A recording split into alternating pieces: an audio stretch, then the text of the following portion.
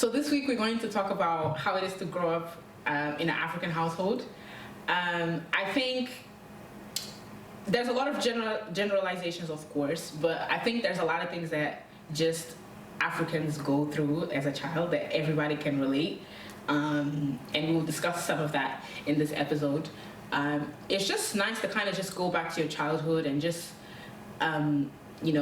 speak to people and be like, wow, like my parents were also like that. And you can just really relate, especially when it comes to African households. I think they hold very similar standards, even if they're from different countries, because obviously Africa has 54 countries. But there are things that I can see being sort of almost like universalized in the African household, such as somebody's gonna have to wash the dishes and it's not gonna be them. So I'm just very excited. I have my 4 friends. They're all Africans. They all come from different countries, and it's just gonna be interesting to see how they grew up and how can we all relate to each other.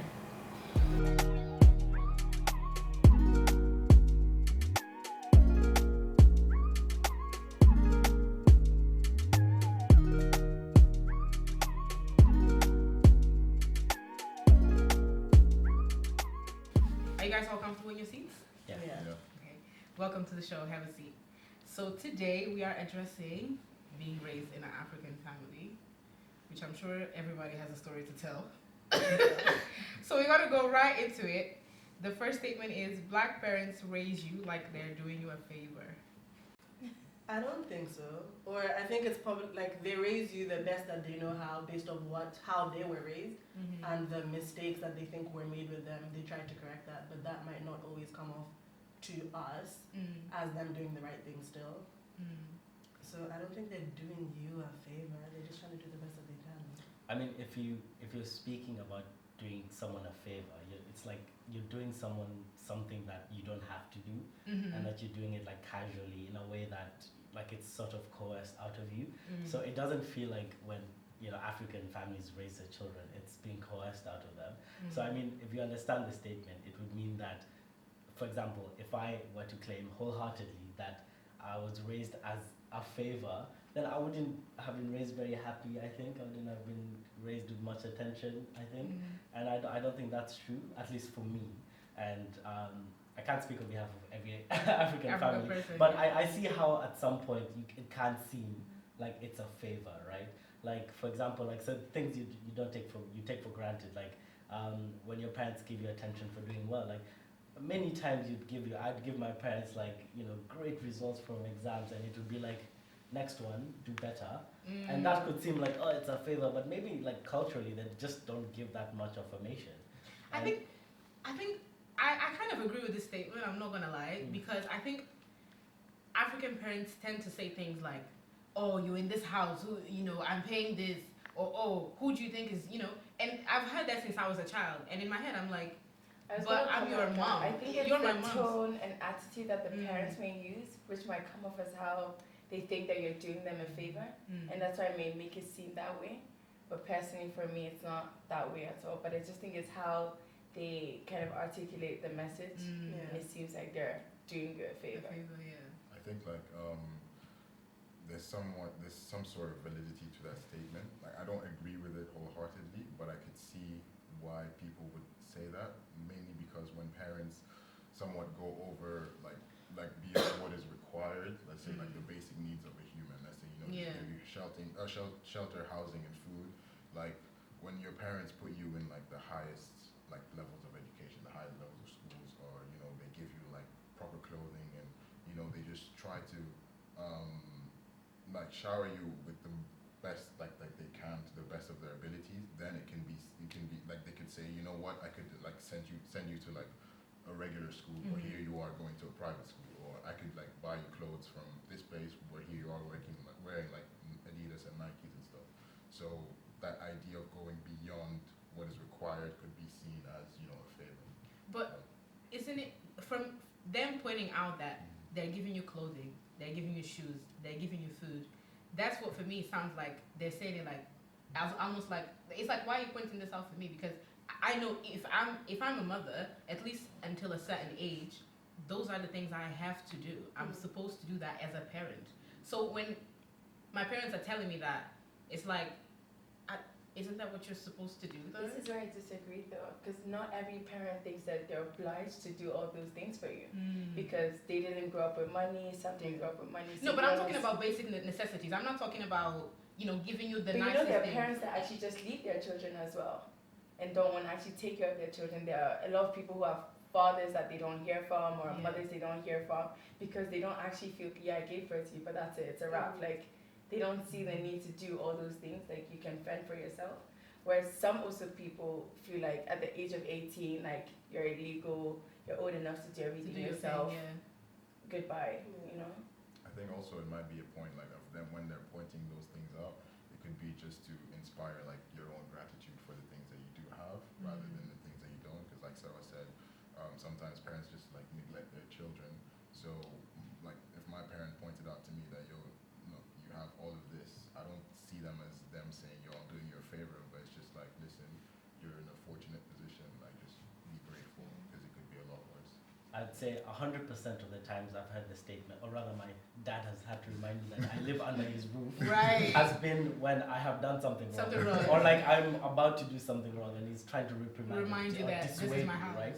So I think in that sense, it's not really him thinking, I'm doing you a favor. It's him thinking, or rather reminding me the reality is you don't have to be here. I'm actually allowing you to be here, but there's a certain standard of rules that you have to abide by for you to be here. And sometimes it works, sometimes it doesn't work. But I think as you grow older, you realize that actually, I don't want to keep hearing you're under my roof, and that kind of like makes you think I can find another roof to be under that's not yours.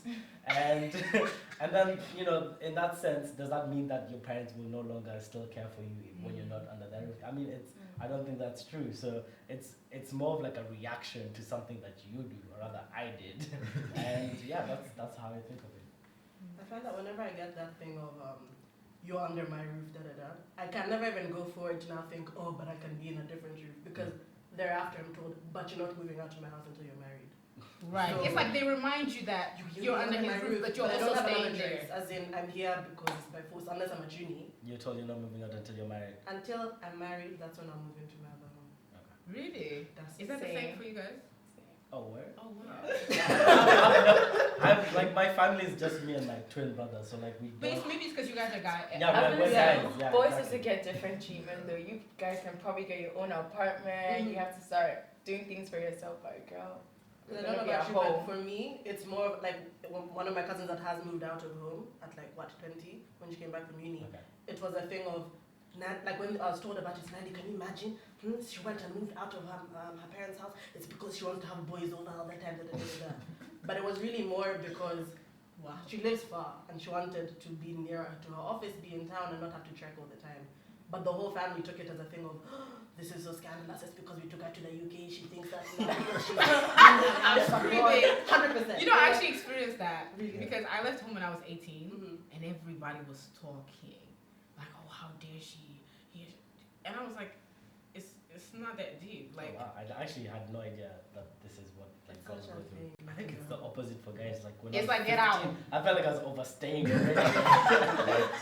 When I got back, like my first year uni, and then go back to holiday, like I just feel like I should be in my own space. Exactly. You have that idea that it's time for you to start making things on your own and just moving out. So I'm curious. Once you guys have your own kids, will you do the same thing? Like 100%. remind them. Not about leaving the house, but remind them about what you're doing for them. Probably, can't lie. Because it's still, maybe not like, I don't know, maybe it's about like when you say it, why you say it, how you say it. But it's still facts. If I was blessed with a son the way my dad was blessed with me, a good kid, I would not find the need to remind him every single time. But then, I mean, what other way do you know to keep them in line, but remind them? I think, I don't know, I think sometimes what you do to a child when they're, to a child, it can really stay with them, because I know for me, that reminding me all the time that you're doing something for me, I don't ask nobody for nothing, because I don't want anybody telling me, look at what I did for you. And that can be dangerous, because I have been in situations where I should have probably asked for help, but I do not ask for help because I don't want anybody reminding me that they've done something for me. But also looking at this wider, like not just parents, but if somebody always has something over you, then you still have the option to react to that. React in a way you did or react in a different way. And it's not just parents; it's just it's more the less the idea that you're instilled with that because someone has something in power over you, then you are linked to them and you have to do what they say. So I think people use that like in life, like your boss will do that at some point, like your colleagues, like just anyone in a form of power over you will do that, and we have to decide how to respond to that.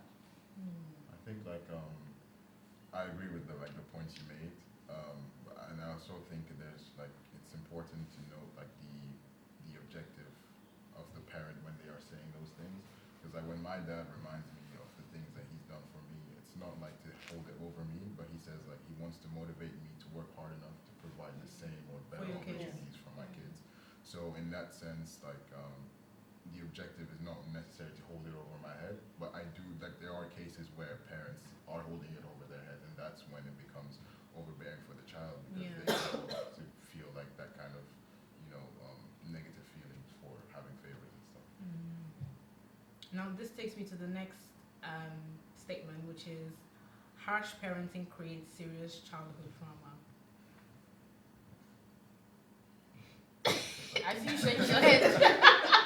No, I mean, I think depending on how harsh, but I would say growing up, so I have a twin brother, and we're identical, and we were very mischievous when we were young.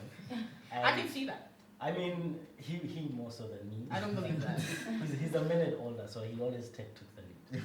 And this is the one time I'll admit, he's better at me than in one thing. I hope he watches this. I hope so too. And so we were extremely mischievous. When you meet someone and you're a lot older and they're like, oh, I used to know you when you were younger. And whenever I meet people, they're like, you were so crazy when you were young. No one has any good stories. And that makes sense, because my dad used to whoop me and my brother so much. And it had zero impact. Zero impact on my behavior. And my mom was just just stop. Let's take them to a church or something. And I mean, Sounds African. I'm dead serious. So so depending on how harsh and whether it's needed, I would think, judging from experience, my harsh punishment was 100% needed. And if I have a son that's like that, then I mean, do what you gotta do. So you don't think it has any effect once you grow up? Maybe I haven't lived through the effects, but as far as I know, it's made me just think that it's made me more sympathetic for the parents that beat their children. Oh wow! It's weird, but it's made me sympathetic. It's when you see a mischievous child and they're punished, I don't see that as oh, the child shouldn't be punished like that. I'm more sympathetic to the parent. You have a few options to discipline your child. You're using one of them, not because you want to hurt your child, because you want your child better. And eventually I grew out, me and my brother grew up and grew out of it. And we would be crazy right now had it not been for the discipline that was instilled in us. So it's made me sympathetic to the parents, but at the same time, I realized that there are different options, because the beating didn't work for us. Right. It worked, other things worked. Yeah. Yeah, the beating didn't work for me. Yeah. My mom used to beat me all the time. And after a while, I was just like, I'm just going to keep doing it, because I already know what's coming anyway. I'm not going to stop going to that party because I'm going to get a beating. I'm going to go and then get a beating. At least I went to the party. Do you know what I mean? Yeah. I think my body actually got used to the beating. And I remember when I was a child, there was this one time, my mom didn't beat me. She literally sat me down and she had a really deep conversation with me. That hurts more. And that hurts me so much more. And my behavior changed completely. Yeah. So I do think, because when you're beating a child, I think you're not necessarily telling them what they did wrong or why you're beating them. It's just a physical thing. So for me, I was like, okay, I'm gonna go and then you're gonna beat me again. No difference. But when you sit down and you have a deep conversation, you explain exactly why, as a mother, I'm so upset that you did this. I think it stays with you more than the beating, because the beating just goes. Or the pain of the beating. Yeah, because it's momentary. And yeah. It's as in, I know it's going to happen. You could say same rehearsal, happened yesterday, it's happening again today. Yeah. So I was never beaten. I think I was beaten or spanked or whatever once. Wow, you were a good child. Yeah, I really like. Yeah. So because I'm an only child as well, but like I grew up with all my cousins, and they were all just the worst. I love them, but they were like super mischievous. Always, you're drinking, you come home drunk at 13, type of like What? wild shit. Why Like are you drinking at 13? because they were crazy. Oh, wow.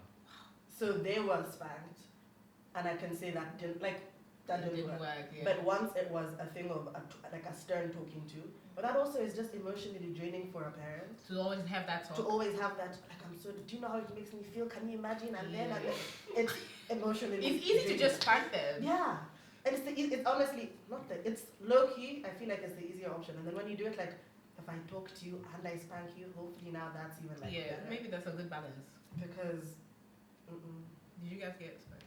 I think like for me, I experienced like a transition. So as I was growing up, if I made like, because my parents for me the spanking or like the beating wasn't like the first resort. First they Okay. would like Talk to you. talk to me first, punish me, take away my Nintendo, PSP, whatever it was, and then if I kept on doing like whatever it was I was doing, then I'd get the beating. Okay. But then as I grew up, there was a transition where my parents actually just sat me down and told me this is why what you're doing is wrong. And I feel like sometimes like I think people kind of overblow like the effect that beatings have, because sometimes the child is just is just stuck in their ways. But at the same time there are negative effects when you grow older, because I know a couple of people like they somewhat develop a somewhat strenuous relationship With their parents?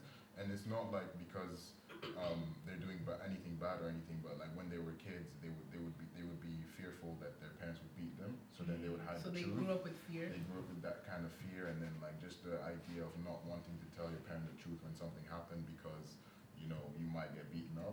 So when you grow older, the communication between your parents sometimes can be a bit disruptive. It can be like fixed, of course, but that is an effect that I've seen beatings have on children. Yeah. Did you get beaten? You sound like you didn't get beaten. No, just twice. I knew it. The way she was sitting down, like They're like two epic times.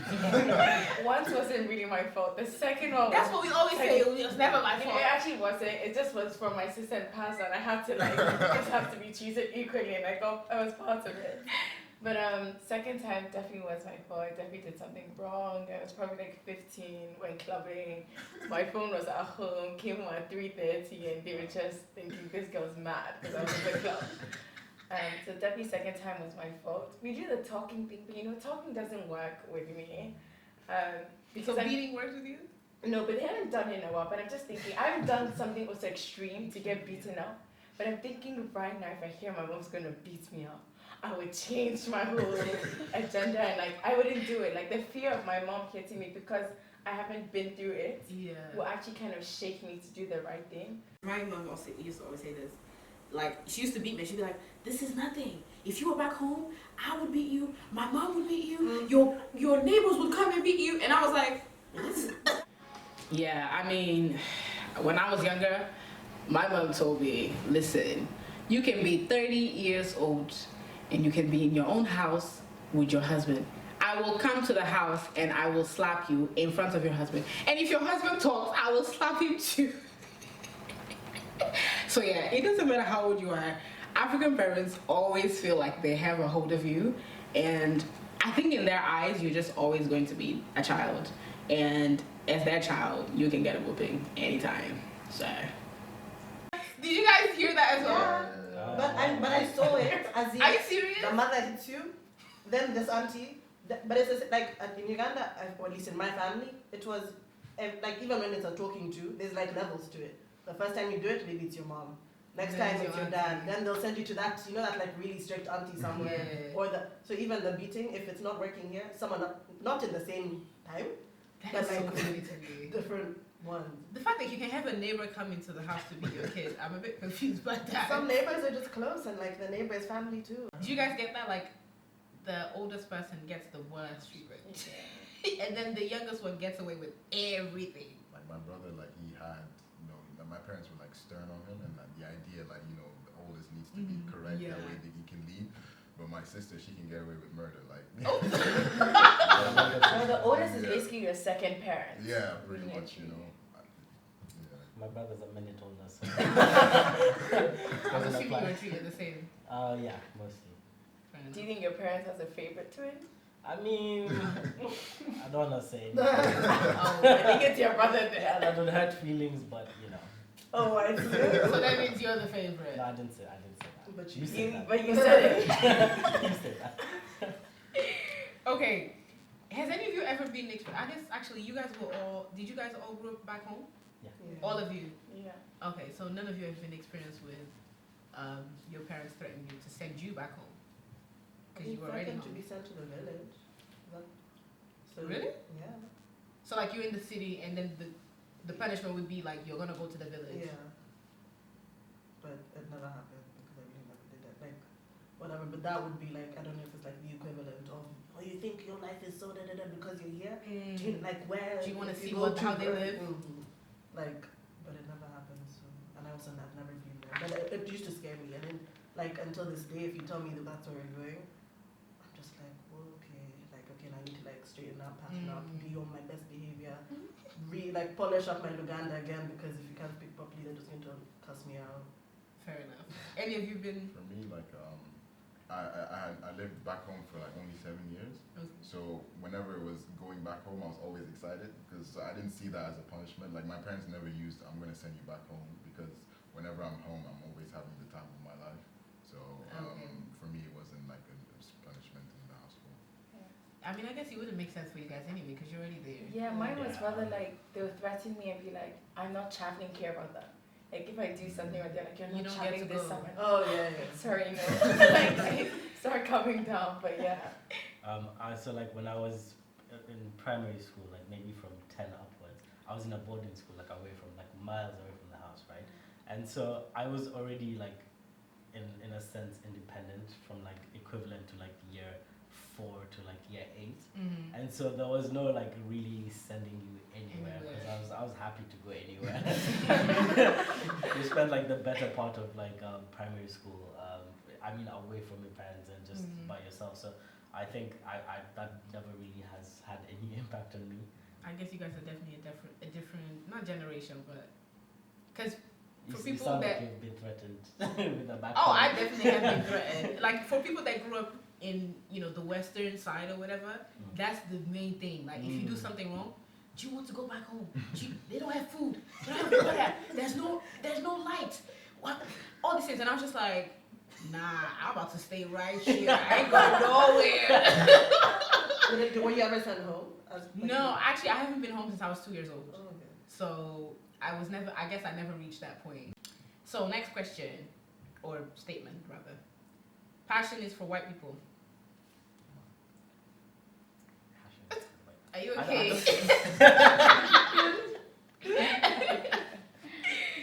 I mean, I see the kind of the subtleties of that in when your parents tell you what careers you need to do. Especially like traditionally, like like black African parents telling you what careers you need to do, but also like a lot of minority parents in general. Yeah. And I see like why that could be like insinuated, but I mean I don't know. I've never really thought about that. I think times are changing now though. I think some parents are more open to you going through your actual passion now and stuff like that.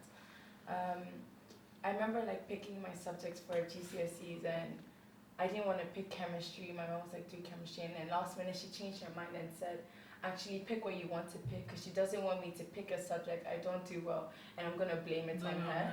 So from ever since then, she's kind of let me pick anything I want to do. And really and truly, I think it's really helped me. Like when I say my mom has my back with anything I want to do, business-wise, academically, it's just worked. And I think when she's seen that I've actually become successful in it, she's just kind of allowed me to keep doing every single thing I want to do, especially. But once in a while, she still drops, oh, are you still going to do law though? But I mean, obviously she's just been an African parents, because Yeah. obviously they want the traditional subjects because they still think that that's where you can make money from. But now that it's changing and they find out that okay, you can actually do culinary and make so much money from it, or be a YouTuber and make so much money, they're like, okay, maybe we should invest in your cameras and things like that. You know what I mean? So times are changing. So I think it's not really just for passion is just for white people, but I think in terms of as compared to African parents and white parents, I feel like white parents are a little bit more liberal with allowing their child to like say that I'm gonna spend £30,000 to take my child to an art school. Like I don't know how I still have friends who are in medical school doing 7 years and they don't want to actually be a doctor, but it's just because they're parents. So I'm just lucky to have my mom who's on my side. But there are also some parents who are still gonna do traditional way. Like you want to do music. Music is a hobby. You can do it in your free time. Like they don't see it as an actual career. And I could also see why, because sometimes you don't always make it, but you know it's like a very thin line. Yeah. Gray area. I mean, I think it's also informed a lot by, for example, like I'm from Kenya, and like if you're trying to really diversify and be, you know, anything other than the traditional subjects in Kenya, like the economy really won't allow you to like prosper as much. So it's also informed by, okay, this is what we've seen is successful here. Therefore, in order for you to be successful, like with, you know, minimal, you know, error, this is the career path you should follow. Whereas in a lot of Western economies, obviously there is success being born out of a lot of you know, non-traditional disciplines. So like it's okay for that to happen. I think that any parent would, you know, it would be a disadvantage to them for them to educate you and then push you to somewhere where they think you would less likely to attain But success. even parents here that raise their kids here, even though here has more opportunities, they still, you know, tell you to pursue the traditional careers, even though there's more opportunity. Well, I mean, if they're looking at it in their community, like how people in their community Achieve who have those, achieved those from non-traditional backgrounds, you end up seeing that the more traditional background does have the better like track record of success. And it's very well that, you know, you could be successful in, you know, a non-traditional background, like, you know, being an actor or art or even sport, but they have to see it first, and I don't think there's been enough generations for that to actually, you know. I was thinking about that, like, there's not much representation. So, for example, there's not many black actresses. So, as a mother, you're like, because I know even when I said I wanted to be a politician, my mom was like, where? Do you know what I mean? Because there's not many politicians here of color. Yeah. So I think I get what you're saying, like because they don't see their representation. But also for me, it's like if we want more representation, unless we follow those dreams, we're never going to see more black people there. I also think how like do we? there is representation of them, but it's also just not kind of portrayed in the media. Like it's now like there are so many people that are doing well and doing many things, but you also don't really hear about them. Like there are so many people on Forbes list that are now coming out. Like they have to actually do like you have to look through Forbes Africa and now see who's doing well, because it's just not really out there as compared to like someone else, like a different race where you're gonna see it repeatedly. So I feel like that's also just something the narrative needs to be changed and rewritten for parents to also find out that okay, there are these people out there, but they're just also not seeing it. But I definitely think a lot of people are putting themselves out there. It's just not being portrayed to the world. What do you think? Can you have like directed passion in like or where I will be like they do this, then you do what you're passionate about, but maybe don't go too wide. So they're trying to direct you down one path. So like it's like you have a plan A and a plan B. So like, you know, do a little bit of your passion, but still focus on. So like it's more, and I think it's because of the way that the economy is set up, what successful people are doing, but they're also well aware kind of of having that. a safety then. Safety. Because they're like, as in for sure, I want you to do what you're good at, blah blah blah blah blah. But you have no sibling to fall back on. You have no. It's just you. So if God forbid we're not there, like we still need you to be able to stand on your 2 feet. So do your business degree, because there's that. But whatever else you're gonna do that as well. But this comes first for now. Do you think African parents pay any attention to like fulfillment and actually enjoying what you do? Because I think, you know, a lot, like you said, there's people that literally do 7 years medical school, and they're not happy. They don't want to be there. I know I had a friend that was studying law, and she actually got depressed like to a level because she really disliked it. And you know, law is a very hard subject. I think if you're doing anything like law, medicine, you really have to have that passion inside you to do those kind of careers. So I think for a parent, for example, that sees that their child is not happy pursuing that, and maybe she wants to be a makeup artist, but they don't see the value in that. Do you think African parents are solely focused on being successful and being able to support yourself? I would say like the telling signs of that would be when you're young, right?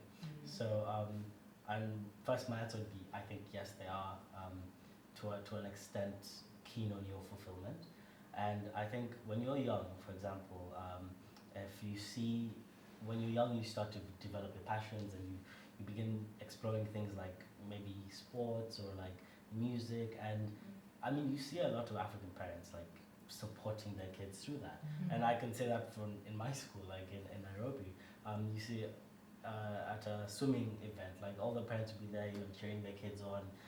At any other, you know, passion fulfilling event, like a play, etc.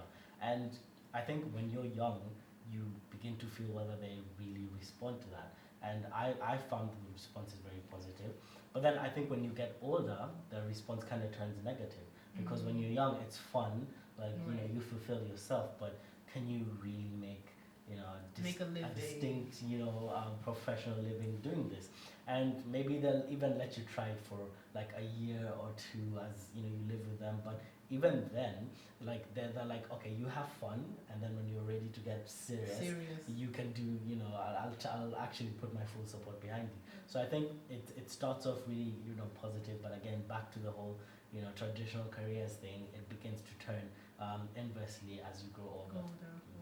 But I also think that, like, I think based on the example that you gave, that if, or I'd imagine that if they see that it's really affecting you personally, because at the end of the day, yes, I want you to be successful, but I'm also your mother, I'm also your father, and I want you to be happy.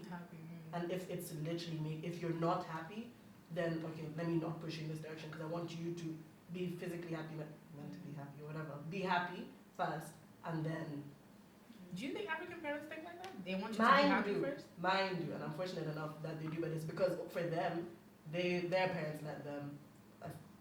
Because my father is a third kid, his dad is a doctor, his first two siblings are doctors. Okay. So he was obviously going to be a doctor. He said, "There's no way." He said, "I'm not like this whole law." I think he applied, and then just like whatever. He's like, "I'm going to do law." So what does he do? Law. Okay. So, and his dad was very much not having it, because it's like, okay, Wow. you're the first son. The other two are doctors, but they're women. You're the first son. You have to be a doctor. Yeah. And he's like, "No, my passion is law, da da da da da." And then he's gone into it and been super successful at it. And so now he's also like, he wouldn't push me to do something that I'm That you not don't wanna do. passionate about, because he's seen in himself that when it was something that I liked, I did it, and I did it all the way through. Yeah. So I think sometimes it's also like personal, that it depends on what Their own experience is. was Yeah. as growing up. Yeah. Yeah, I think like with regards to parents making sure that they're happy, like my mom tells me, like when I'm studying or I'm overworking, like she tells me take a break, and just those little things just lets me know that, you know, she's like aware of my mental like state at the moment. That's And really it good. just like, you know, places importance on making sure that I'm mentally okay. And with regards to like passion and careers, I think they do support you through your passion, like at least my parents do, like but then they also want like a fallback, because in Like a case stable that thing exactly outside, like a yeah. stable thing. And I was fortunate enough because I'm doing law, so I'm already like in like the traditional career area, so I don't have to really like fight with my parents or anything, whereas someone who's maybe a bit more creative or, you know, music oriented, they would have to really convince their parents that Yeah. I'm passionate about this and I can make a living off of this. How'd you convince them though? I think that's so hard. I mean, I think the best conviction will come from your success. I think when you're successful, when you're like a big footballer or a big But sometimes you musician. can even lose your. Some parents neglect their kids once they choose a career that they don't want them to do. So, do you think it can be a case where it's too late now because you've already neglected me? You've already said, you know, if you want to do that, then you're not my child, kind of thing. I'm talking about extreme parents. And then even when you become successful, I think sometimes they come around when you become successful. Yeah. But for me, that is like, so you were not there when I was trying to, and now you want to come and clap. Yeah. And act like, oh, I'm so proud of you. I'm so and it's proud like, of okay, you. But the whole time, But where was your problem? where was you? Where was that I mean, energy? to some extent, that gives you like it can be the fuel to your passion. Like you can't do it. Like so many people, you know, have They come drive out saying, "I was motivation. told I can't do it. Now I've done I've it." done it. This is in your face. Like I'd be excited to be in a career. Like if my parents tell me you can't do something, I'll dedicate my life to doing it. And then going Just to back prove at them them wrong. and say I did it. Thank What are you gonna do and, now? and even then, I don't think they'll be upset. I think they'll be happy. I think they'll have a little. I think internally they'll be happy, but Yeah. then they'll be like, Yeah, outside exactly, exactly. So I think eventually like They will it's accept your it. path. I think as long as they've equipped you to the level that you can actually, you know, you have the capacity to follow it. You can, you know, do it. So I think, yeah, they'll accept you in the end, but it's gonna be a journey. and do you think, you know, as a parent, should they only accept you if you are successful? No. If your parent loves you, whether or not you're successful, they should also accept who you are. But I think Do you think they'll throw it in your face? They'll be like, I told you. But I think Oh, yeah, that's 100%. why I think that's why it starts off that way though. I don't think it's ever been malicious for parents. I think they're just trying to actually protect their child by basing on what they know that lawyers are successful, they make money, trying to push their child in there. So I think it might just kind of hurt them, or they might be just really disappointed that I tried to tell you and steer you to this direction, but you went like, no, you think you know better, you think Better, you're wiser yeah. than me, and you decide to go somewhere else, and now look, you failed, you've come back running to who your parents. How do you guys navigate? Do you guys ever had an experience where you wanted to tell your parents something and you felt like they wouldn't listen to you? I think so. Like personally, in my experience, I think my parents have just like taken the most liberal road ever, and it wasn't by their choice, right? So at some point, my brother was doing law, and then he dropped out after 2 years, and then decided to do psychology. And I mean, my parents at that point were just like, the whole world was shook. They were like, wow, he dropped out of law school. It was the best law school in the country, and he had gotten a full scholarship. So when my parents were like, how could you do this to us? My brother was like, one, you weren't paying. So relax. And secondly, I'll actually just. Yeah, but now they're gonna have to pay. Yeah, That's annoying. So I just like now I'll just do. I didn't feel it. I wasn't passionate about it. I thought it's what I wanted to do, but now I feel like I want to do something else. And my parents like recalibrated for a while. Like they took a few months, and then eventually they're like, actually, Katya, my brother, I think you can do what you want to do if it makes you happy, because they could tell, oh, he was really upset. And now like that allowed me. So when I finished A levels and I told them I want to take a gap year, I could only tell them this because of what my brother had done. So I told them, and they're like, that's okay, just make sure you do something useful. And I was like, wow, my brother broke you guys. So I mean, It's good having there is siblings. like that. There's always that set in stone assumption, but I mean they can change. Usually, there is this the general idea that you can't convince them of their Of ways, nothing, yeah. like of their ways until they're convinced. That is, at least that's what I've experienced. Yeah, like just to piggyback off your point, the whole idea of parents like changing through their ways, like I've experienced that like initially, like when we were younger, my dad was like a bit more serious because he wanted to just let us know that, listen, this is what life is about, like and now like I look at him and I'm like, this is not the same guy because he's so much more relaxed now. He's like super chill, like crack jokes around him, and that just goes to show that over time, people change. Actually, passion is for white people. I got this quote from a movie. I don't remember the name, but it was an Asian father speaking to his son. So I could immediately relate to that statement because I think African parents are just conscious from the moment you're born that born as a black person, you just don't have the same advantages that other people do. You're not running the same race. So I think they definitely stay away from sort of creative, what's the word I'm missing? Creative careers. They're more focused on you following the traditional ones. So doctors, lawyers, engineers, because they just want you to be good. They want you to be able to provide. And I don't think they see much value in becoming an artist or makeup artist or a filmmaker. They don't see much value in that.